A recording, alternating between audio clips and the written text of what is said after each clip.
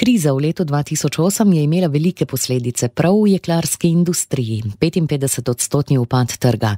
A kar je za nekatere težava, je bilo za Metal Ravne izziv. Direktor družbe je strategijo usmeril na 3 področja: večja vlaganja v razvoj novih izdelkov, okrepitev prodajne funkcije in zniževanje stroškov. V manj kot 2 letih je družba dosegla izjemno rast dobička, izvoz pa presega 75% prodaje, in to na visoko razvitih in zahtevnih trgih Evropske unije in Združenih držav Amerike, hkrati pa s specializiranimi nišnimi izdelki vstopajo na nove trge. Investicije v opremo, lastni razvoj novih vrst jekel, znanje in sodelovanje s kupci zagotavljajo dolgoročno razvojno naravnanost podjetja. Koroškemu lokalpatriotu pa višave niso dovolj v poslu.